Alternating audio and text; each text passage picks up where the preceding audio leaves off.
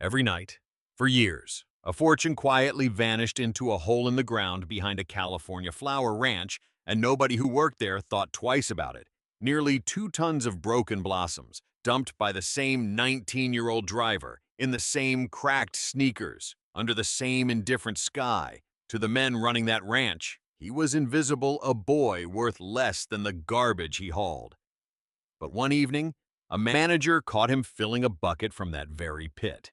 And what he said to humiliate him in front of everyone would come back, word for word, to destroy him instead. What did that boy know? Hidden in a book nobody else had ever bothered to open. And why did he keep going back to the trash, night after night, when everyone told him it was worthless? Stay until the end to find out and tell us in the comments what you think he was really looking for. Stories like this one rarely make the front page, but they're the ones that stay with you the longest, quietly, long after the video ends. This is the story of a 19-year-old who dumped nearly 2 tons of broken flowers into a pit every night behind a California ranch, and a locked cabinet his late grandmother left behind that changed everything. Before anyone believed in him, one person looked twice, and before it was over, the man who'd called him worthless had to say so. In public, in front of the very people he'd said it to. If you believe dignity was never about what's in your pocket, subscribe and turn on notifications so you never miss a story like this. Now, let's go back to the beginning. You picking through our garbage again. Son, Charles Merrick said it the way a man flicks a fly off his sleeve, not even looking up from his clipboard. Behind him, two dock workers laughed the easy laugh of people who already know how a scene is going to end. Max Vance stood at the lip of the coal bin with a 5-gallon bucket in one hand, his sneakers gray with dust and split along the seam where his little toe pressed through. And he said, "No, sir, just collecting what's already headed for the pit." "That's what I said. Garbage." Merrick finally looked up, taking in the boy the way you'd taken a stain on a tablecloth. Quick, dismissive, already deciding where the memory would get filed. "You're a driver, Max, not a chemist, not a businessman. If there was $1 sitting in that bin, you don't think somebody smarter than you would have found it in the last 40 years? This ranch has been standing." Max didn't answer that. He'd learned in 19 years of being underestimated that silence cost less than being right out loud. Here is the part nobody standing in that packing shed knew yet. The part that would take 18 months to become true in front of them, that a fashion house on 7th Avenue would soon put Whitfield Ranch on a waiting list. That a color with no name yet, soft as a bruised plum, warm as a photograph left too long in a drawer, would end up stitched into a spring collection reviewed in 3 major magazines.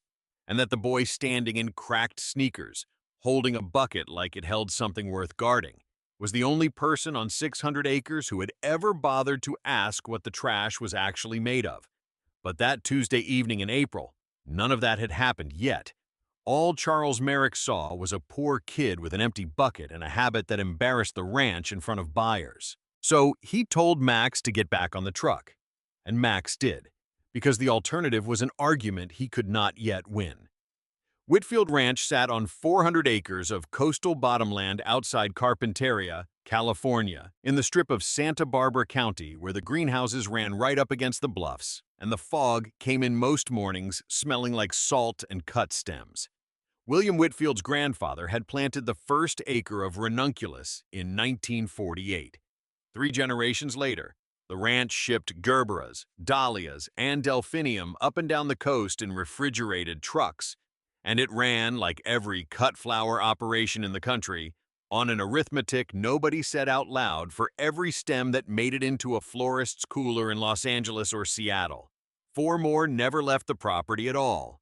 Bent necks, split calyxes, heads that opened 2 days early and would be blown wide open by the time a truck reached Fresno. All of it went onto gray plastic totes at the end of the grading line, and every night at 10 o'clock, a flatbed truck hauled those totes out to the coal pit behind the equipment barn and tipped nearly 2 tons of flowers into a hole that had been dug and refilled for decades. Max Vance drove that truck. He was 19 years old, and he had the night route because nobody with seniority wanted it. And the ranch had found a way to communicate both of those facts without ever once saying either one out loud. He lived. At the time this story starts, in a rented duplex off Foothill Road with his aunt, Corinne, who worked the early shift at a Rite Aid in Ventura and came home too tired most nights to do anything but heat up whatever was in the fridge. His mother had died when he was 6, and his grandmother, Odessa Vance, had raised him from that day on. Odessa herself had put in 34 years on the Whitfield grading line. By the time she died, hands that could strip a stem faster than the sorting machine. And with half the damage, a woman who had outlasted 2 ranch owners and 1 flood. Long before raising a grandson was ever part of the job, Odessa had passed 6 weeks before the story opens. The house she'd owned outright, a small white cottage on a half-acre 2 miles inland, still sat with the porch light on a timer and the garden going to seed, because neither Max nor Corinne had found the nerve yet to spend a night inside it. 6 weeks is not very long. It only feels like the middle of something when you are the one still living in it. Max's clothes told the same story his shoes did, if anybody had cared to read it. His work shirts came from the church rummage sale 2 towns over, washed thin at the collar, a size large on a frame that hadn't quite finished filling out. His jeans were a cousin's hand-me-downs, hemmed twice by his grandmother's own hand before she died, the stitches still holding a little tighter than store thread ever does. None of it was dirty. It was simply old in the specific way poverty makes things old, worn, soft from care rather than neglect, mended instead of replaced. Because replacing cost money, nobody in that duplex had to spare. People at the ranch had clocked all of it within his first week on the job, the way people always do, filing him under a category before he'd said 40 words to any of them. What nobody at Whitfield Ranch knew, what Max himself barely understood yet, was that his grandmother had left behind more than a house and a garden. She had left behind a ledger. And the ledger was about to change the shape of every single thing that happened next. The trouble had started, in the smallest way, 3 days after the funeral, when the ranch office asked through Corinne, phrased the gentle corporate way these things always are, whether somebody could come clear out Odessa's locker in the tool shed. No rush. Whenever it's convenient. We're just reorganizing.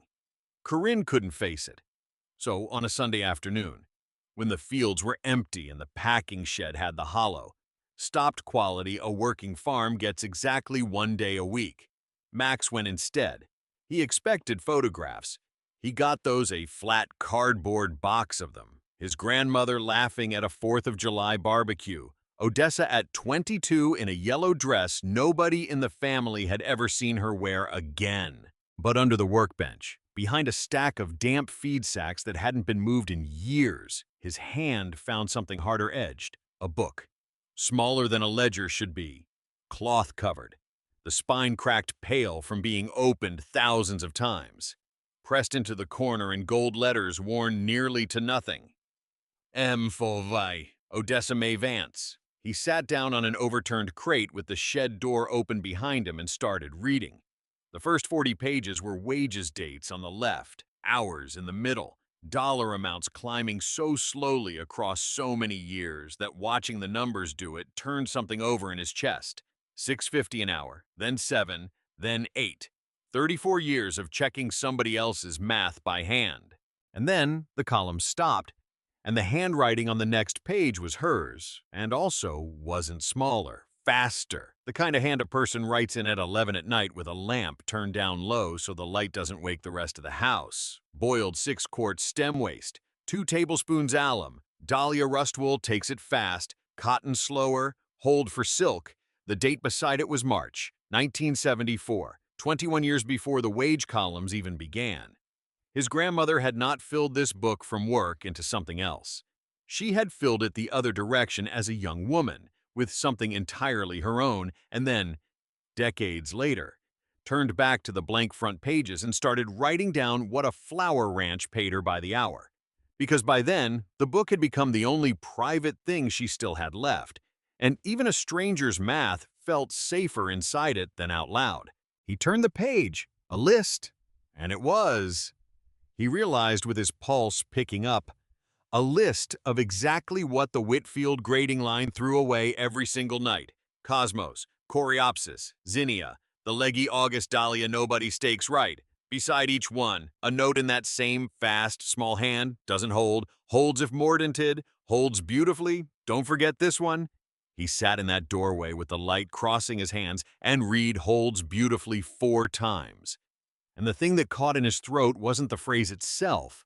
It was the instruction sitting right after it. She had been writing to someone, maybe a version of herself she didn't trust to remember, maybe someone who hadn't been born yet. I did not wait weeks to try it. The way the old story might have gone, he tried that same night.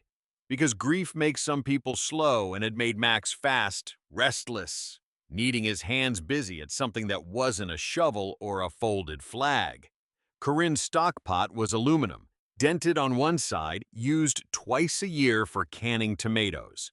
He filled it from the hose bib in the carport, dumped in a double handful of broken zinnia stems he'd pulled off the truck before the pit run, and lit the propane burner his aunt kept for the same purpose. It did not work. Not that first night. The color that came out was a flat, apologetic brown, nothing like the words on the page, and he stood there at midnight with burnt knuckles and a ruined pot and understood exactly nothing. But here is where the first real turn of the story happens, earlier than anyone standing in that packing shed would have guessed, and earlier than Max expected it himself. 2 days later, a girl he had exchanged maybe 6 sentences with in his life leaned over the fence at the edge of the drying yard and asked him what he was doing. Her name was Ava Whitfield. She was 20 years old, William Whitfield's granddaughter, home for the summer from a textile design program up in San Francisco. And she had her grandfather's habit of showing up in places the ranch didn't expect her boots instead of sandals. A canvas tote of fabric swatches over one shoulder, sleeves rolled to the elbow like she intended to actually touch something that day. She was not beautiful in the polished, magazine cover way a story like this one usually reaches for. She was beautiful in the specific, distracting way of someone who looks directly at you when you talk, which by that point in Max's life had become rarer than anything else about her. "You've got dye all over your hands," she said. Not a question, an observation, delivered like she was cataloging evidence. He almost lied. He'd gotten used to lying small, the way poor kids learn to before anyone teaches them the word for it. Instead, he found himself telling her the truth, mostly because he was too tired that week to build anything more complicated. "Trying to get color out of the cull stems. My grandmother used to do it. I found her notes." Ava didn't laugh. That was the whole moment. Right there, not fireworks, not a kiss, nothing a trailer would cut to, just a girl setting her tote down on a fence post, holding out her hand and saying, "Show me."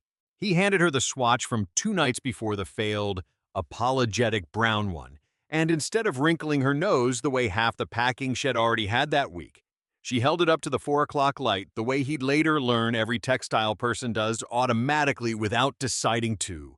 She turned it over, rubbed her thumb along the grain.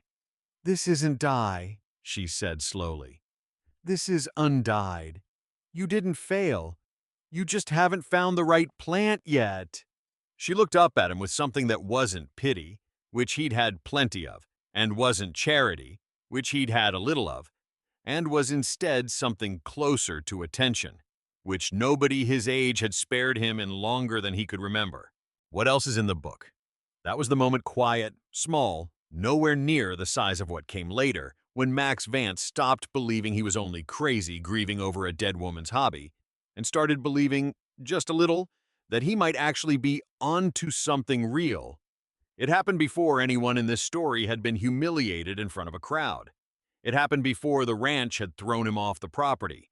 It happened in the ordinary gold light of an April afternoon, over a piece of failed cloth, because one person had bothered to look twice. High went back to the ledger that night with new eyes, and 3 attempts later, steel pot instead of aluminum.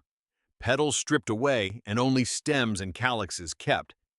Water held at a bare, trembling simmer for exactly 40 minutes the way the ledger insisted. He hung a length of old cotton feed sack on the carport line and made himself not look at it until morning, because his grandmother's notes, several pages in, had warned in her own hand, "These things lie to you under a bulb and tell the truth in daylight." At 6:40 the next morning, With coffee going cold in his hand, he stood in front of that fence wire and understood, the way you understand a fact in your body before your mind catches up, that his grandmother had not been keeping a hobby. The color was not quite gold and not quite brown.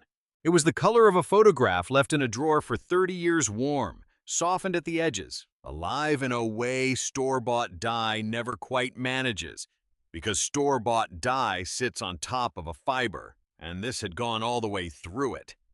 He rubbed his thumb across it hard. Nothing came away. It would be many more weeks and several real failures, including a batch he ruined by rushing the simmer time and a burn across his forearm that left a mark he'd still have 18 months later before any of that early hope turned into something the world outside Whitfield Ranch would recognize as a business. But the turn itself, the actual hinge the whole story swings on, had already happened. It happened quietly, on a Tuesday, witnessed by exactly one person who chose to take him seriously before anyone made her. The trouble was, quiet hinges do not stop the loud parts of a story from happening anyway. Charles Merrick had been running day-to-day operations at Whitfield Ranch for about a year and a half by then, brought in from a distribution company in Fresno by a board that wanted the place to feel less like a family farm and more like an efficient one. He wore a quarter zip in every weather California offered and had a talent for delivering bad news as though it had already been agreed to by everyone reasonable in the room. The first tier of its suspicion started small. Word got around the packing shed, the way word does, that Max Vance was hauling buckets of cull stems home in his own car. For the first week, it was just jokes. Two of the dock workers started calling out fake prices when he walked past with a pale dollar for that tote.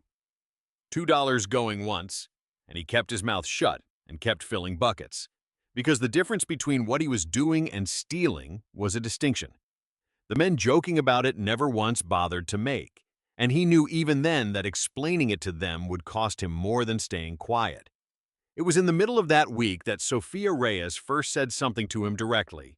Sophia was 41, 9 years on the Whitfield grading line by then. A short, solid woman who wore the same faded Dodgers cap every day of the season and had a reputation for saying exactly what she thought whether anyone had asked her to or not. She caught him filling a pail behind the shed one afternoon and asked, flat out, what in the world he thought he was doing. I told her the truth, because he was too tired that week to build anything smaller. Trying to get color out of the cull stems. My grandmother used to do it. Sophia laughed, not unkindly. More the laugh of someone who has seen 100 schemes come and go on a farm like this one. Boil color out of dead flowers. Baby. They got a whole store for that. But she didn't walk away, and 2 days later, she was the one who told him, without being asked, that Denise, over on line 2, had said the same kind of thing about Odessa 30 years back, before anybody understood what Odessa was actually doing out at that White House of hers every evening. It was a small thing. It was also the first time anyone on that grading line had connected what Max was attempting to the woman who'd taught him, and it planted something in Sophia that would take almost a year to fully grow by the time Margaret Colfax's order arrived too large for one man and one stock pot to fill alone. It was Sophia who volunteered to run a second vat, having spent that whole year on her own time, quietly reading over Max's shoulder and learning the ledger's rules as well as he had. The second tier came 10 days later, and it was worse because it was aimed directly at him instead of around him. Merrick called Max into the trailer that served as an office and asked him, flat out, whether he had been taking ranch property off the premises without authorization. Not culled material headed for the pit anyway. Ranch property. I use the word the way a man uses a word he's already decided is true. I've been taking what's already in the totes for the pit run, sir, Max said. The stems that don't make grade. That's not yours to decide is trash and what isn't. Merrick tapped his pen against the desk. You understand how this looks. Kid with your circumstances helping himself to whatever's lying around. I've got 2 people on that dock who say you've been doing it for weeks. Your circumstances. Max understood exactly what those 2 words were doing, the same way he'd understood it 100 times before in 100 rooms just like this one. And he answered the way his grandmother had taught him to answer men like this, with more courtesy than the moment strictly deserved. Because courtesy was the one thing they couldn't take credit for if he handed it over freely. "Yes, sir, I understand how it looks. I'm happy to have someone weigh what I take, if that would help." Merrick didn't take him up on it. He didn't need to yet. He was building towards something, the way men who enjoy the shape of their own authority always are. And the shape he was building toward arrived 2 weeks later, at the worst possible time, in front of the worst possible number of people. Whitfield Ranch held an open house every June, a small county tradition. Families walking the greenhouse rows, a stand selling lemonade, a few buyers from Los Angeles floral shops mixing with local customers who'd been coming for 30 years. William Whitfield, 74 years old and still sharp enough to walk the whole property twice a day, liked to greet people personally at the gate. Ava usually helped run the cutting garden table. It was, in other words, the one day the entire community actually looked at the ranch at once. That was the day Merrick chose to make an example. He'd found out Max never learned exactly how, though he suspected one of the dock workers' jokes had finally reached the wrong ear, that Max had been quietly asking two of the smaller local florists whether they'd be interested in naturally dyed cotton, using swatches he'd made at home. To Merrick, this looked like exactly what he'd been waiting for, proof that the ranch's own reject material was being used to build some side operation. On ranch time, using the ranch's name. I waited until the open house crowd was thickest, near the gate where William Whitfield stood shaking hands, and he walked Max out from behind the grading shed by the arm knot rough, just firm enough to make the gesture unmistakable, and said, loud enough for a dozen people to hear it, loud enough for Ava to hear it from the cutting table 20 feet away. "This young man has been selling material that belongs to this ranch to outside buyers without authorization. I think everyone here should know that before they decide what kind of operation this is." The words landed exactly the way they were built to land. A few customers actually stepped back, the way people do when they think they've stumbled into someone else's scandal. Someone murmured, "Stealing." Max stood there in the same cracked sneakers he'd worn all spring. He hadn't had the money yet to replace them, and wouldn't for a while, and he did not raise his voice, and he did not argue, because he had learned a long time ago that a black 19-year-old raising his voice in front of a crowd of strangers loses the argument before he finishes the first sentence. "Whether he's right or not," he said, quietly, "everything I've used came off the cull line, sir. Nothing left this property that wasn't already headed for the pit." And Merrick, riding the momentum of his own performance, said the thing that would follow this story for a very long time afterward. "We've been over this, haven't we? You drive a truck here. You don't run a laboratory out of it. If there was $1 hiding in what we throw away, this ranch would have found it 40 years before you were born. Take your check. We're done." He fired him right there. Not privately, not later, not with any of the small mercy of a closed office door, in front of the open house crowd, in front of the cutting garden table, in front of Ava, who had gone very still with a bundle of ranunculus still in her hands. Max drove home that night the long way, past his grandmother's cottage, and for the first time since the funeral, he let himself pull into the driveway and go inside. The garden had gone to seed exactly the way he remembered from 6 weeks of driving past it without looking. Everything smelled like dust and dried lavender. He sat down at the kitchen table with the ledger in front of him. He'd taken to carrying it in the truck door pocket, the way some people carry a photograph, and he did not cry, because his grandmother had never once cried in front of him in 19 years, and some habits get inherited, whether you decide to keep them or not. He just turned the pages, slowly, past the wage columns and the mordant recipes, all the way to the very back, where a single card was pinned inside the cover with a straight pin gone rust, colored with age. 7 words in a bigger, older, more tired hand than anything else in the book. 40 minutes, no aluminum, no shortcuts. He sat with that a long time. Then he took off his shoes, the cracked ones, the ones that had been the first thing anybody at that ranch ever noticed about him, and set them by the door the way his grandmother used to set her own boots.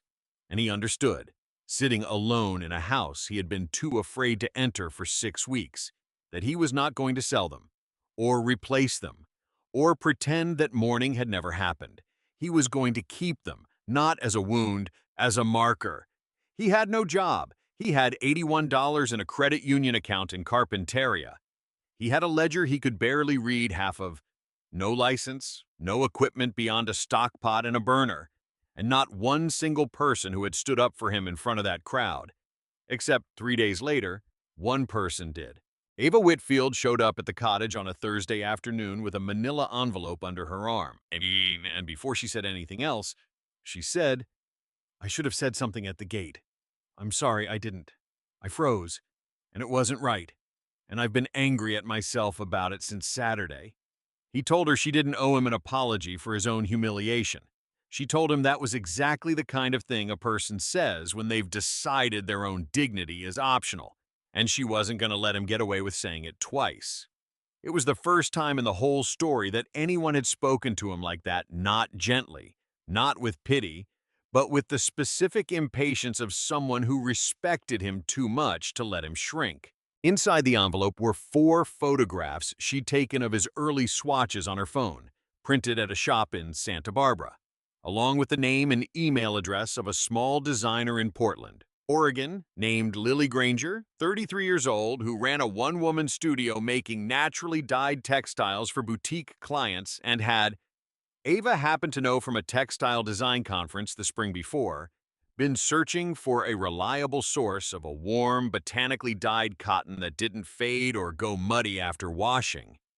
"I'm not doing this for you," Ava said, which was, he would learn over the following months, the closest thing to a declaration of feeling she was capable of making out loud that early. "I'm doing it because what's in that book is actually good, and it would be a waste for it to die because one man with a quarter zip has a small idea of what garbage is worth." I emailed Lily Granger that night with 3 photographs and one-line flower waste, dyed by hand from a ranch in Carpinteria, California. She wrote back in under an hour asking what the fiber was. He drove 2 hours up the coast the following week with 4 swatches in that same manila envelope. And Lily Granger didn't say hello before her thumbnail was already running along the weave, testing whether the color had bitten all the way through or was only sitting on top waiting to wash out. She asked the question that changed the shape of that whole summer. "Can you make 40 yards?" He said yes before he had done a single piece of the arithmetic that question required. It was, he'd tell a reporter much later, the first time in his adult life anyone had asked him a question with a number in it that assumed he could actually deliver. He could not, as it turned out, make 40 yards from a dented stock pot and a burner meant for canning tomatoes.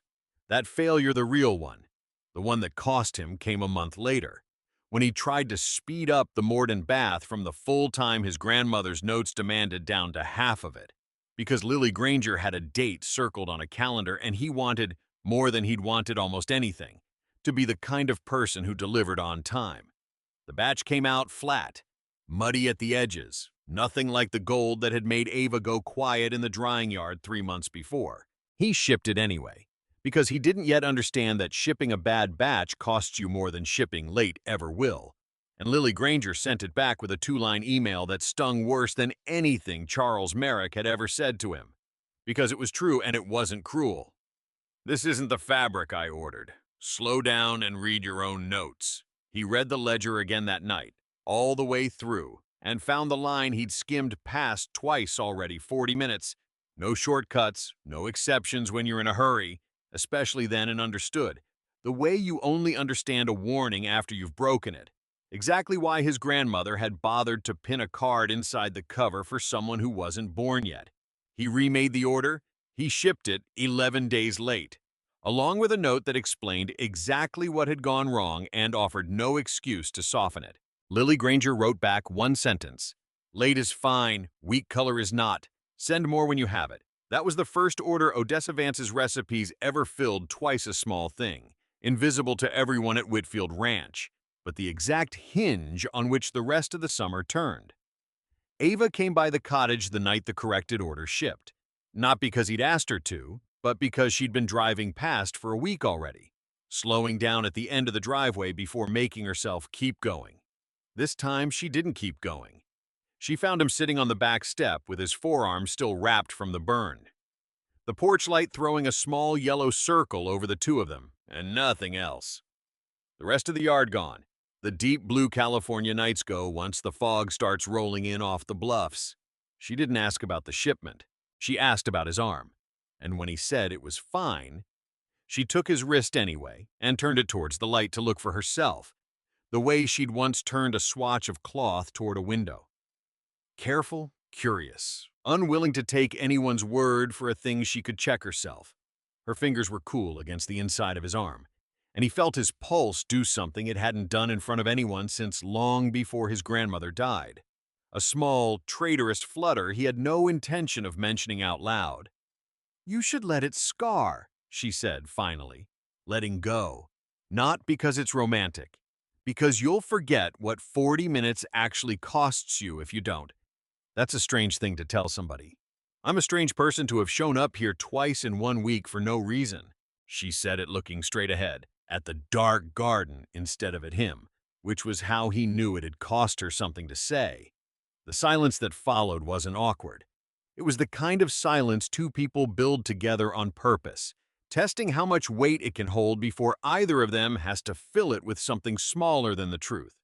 He was the one who finally spoke, because somebody had to, and because his grandmother had never once let a debt go unacknowledged in her life. "You didn't have to bring me that envelope. Or come back tonight." "No," Ava agreed. "I didn't." She let that sit for exactly as long as it needed to. And then she smiled, not the polished smile she used at the cutting garden table for customers, but a smaller, more private one, the kind that only shows up when a person has stopped performing anything for anyone. "I'm not sorry I did, though. Neither was he. He didn't say so. He didn't need to. Some things his grandmother's ledger had taught him without meaning to. Only hold their color if you let them sit long enough in the dark before you check. Word travels strangely in the textile world, the way it does in any small industry built on people who all know each other. A trade magazine ran a photograph that autumn, a photographer friend of Lily's, taking pictures of hands stained the color of a bruised plum, holding a length of cotton no dye house in 3 states could match, and the caption underneath simply read, "Source unknown. California." It reached Margaret Colfax inside a month. Margaret Colfax was 58 years old, silver-haired, dressed that first day in a charcoal wool coat that had clearly never once touched a flower field, and she had spent 3 decades building a reputation as one of the most demanding, sustainable fashion designers working out of New York City, the kind of name whose studio had a 2-year waiting list and whose standards had ended more supplier relationships than her assistant liked to count. She did not fly to California for sentiment. She flew because a color with real botanical depth, on cotton, at any scale beyond a hobbyist's kitchen table, was something her entire industry had been chasing without success for a decade. And she wanted to see with her own eyes whether it was real before she believed a magazine photograph. She found Max at his grandmother's cottage. Corinne had moved in with him by then. The two of them finally able to walk through the front door without flinching, standing over a 20-quart steel pot in the same carport where it had all started. Timing a mordant bath on his phone, Margaret Colfax did not introduce herself with warmth. She introduced herself the way a person does who has been burned by enthusiasm before and trusts craft instead. "Show me the source material," she said. He handed her a bundle of coal stems he'd have otherwise trucked to a landfill that same week. She turned them over in her hands, asked exactly 6 questions, and then asked to see the ledger. He hesitated. It was the one thing in the whole story he had never shown anyone outside the cottage, not even Ava in full a handful of pages, yes, but not all of it, because some things a grandmother writes at 11 at night with the lamp turned down are not, in the end, anyone else's to read cover to cover. Margaret Colfax watched him hesitate and did something that told him, more than anything she said afterward, that she understood exactly what she was looking at. "Keep it," she said. "I don't need her handwriting. I need her chemistry. and you clearly have both memorized." Then she placed an order for 200 yards of mid-weight cotton, dyed in that same warm, soft gold, for a spring collection that would eventually be reviewed in 3 major fashion publications, and she asked, as a condition of the order, that the label carry a single word alongside Max's own name, Odessa. The reveal, when it came, did not happen in a courtroom or a press conference.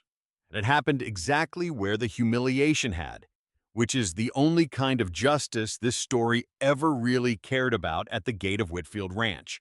The following June, at the very same open house, 1 year to the week after Charles Merrick had fired a 19-year-old in cracked sneakers in front of a crowd of strangers, Margaret Colfax's studio had placed a standing order by then, and she came in person to walk the fields where the raw material actually grew, with 2 assistants and a photographer trailing behind her, an entourage large enough that half the open house crowd noticed before anyone had explained a single thing. William Whitfield walked her through the greenhouse rows himself, and when they reached the packing shed, Charles Merrick, still in his quarter zip, still running day-to-day operations, stepped forward to introduce himself the way he always did to important visitors, with the easy confidence of a man who assumes he already knows how the room works.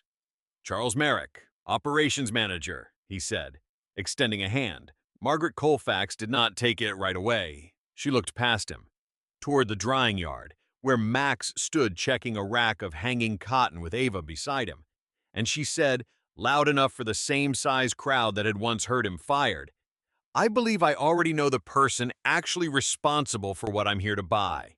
William Whitfield, to his credit, understood in about 4 seconds what his operations manager apparently never had.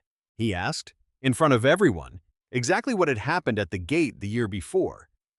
And Merrick, who had built his entire authority on the assumption that a poor black teenager's word would never outweigh his own, found himself standing in front of his employer, a legendary designer, and a crowd of customers with no version of the story that made him look like anything other than what he'd been the whole time.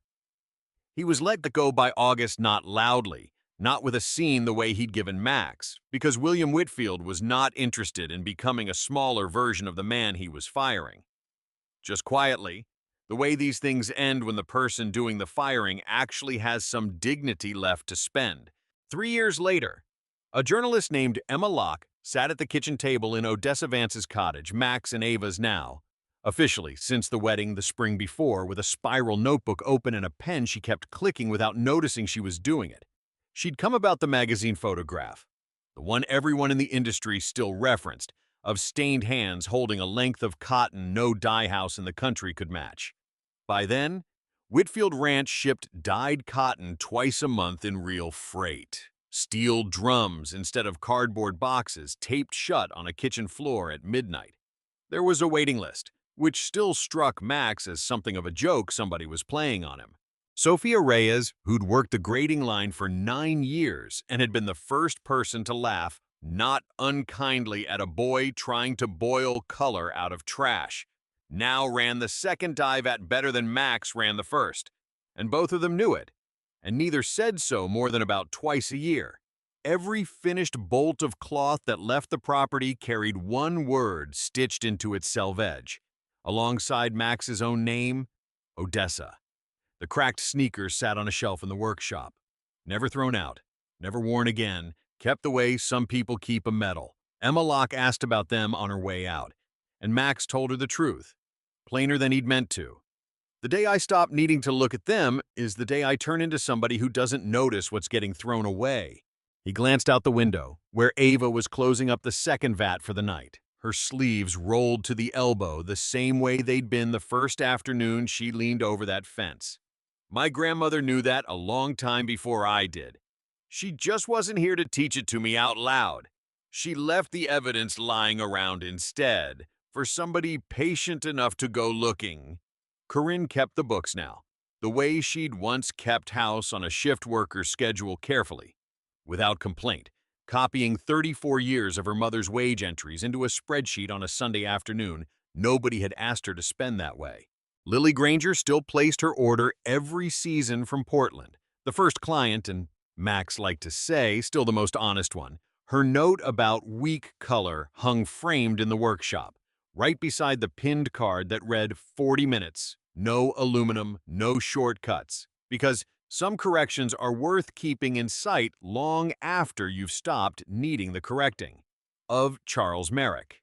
Max said only that he understood he'd landed at another distribution company somewhere near Fresno, and that he wished him nothing in particular, which was coming from a man who had once been fired in front of a crowd for the crime of being underestimated. Its own kind of mercy. Sophia still wore the same faded Dodgers cap, though the brim had gone a shade lighter from a full season of standing over steam. She'd taught two of the younger hires how to time a mordant bath by feel instead of by phone, the same way she'd learned it. And she still laughed when new customers wrinkled their noses at the smell of the vats, because some jokes are worth keeping even after the world proves them wrong. Emma Locke closed her notebook, but kept the pen out, the way people do when they sense there's one more thing worth waiting for. Nobody hands you the thing that saves you, Max said. It's usually sitting in a drawer, or down in a pit, looking exactly like garbage. The only question that ever matters is whether you're paying attention when you walk past it, and whether anybody standing next to you is willing to look twice before the rest of the world decides what you're worth. Out past the window, the workshop lights went dark, one row at a time, and it was, as it had always been, the quietest part of the ranch, the part everyone had once agreed was worthless, including, for a while, the boy standing in the doorway who had turned out to be wrong about that, and right about almost everything else. If this story stirred something in you, drop a comment and tell us what's the pit in your own life, the thing everyone already agreed was worthless. We rate every single one. And if you'd like to see more stories like Isaiah's, hit like and subscribe. It's what keeps these stories coming. Thank you for watching and for staying with us all the way to the end.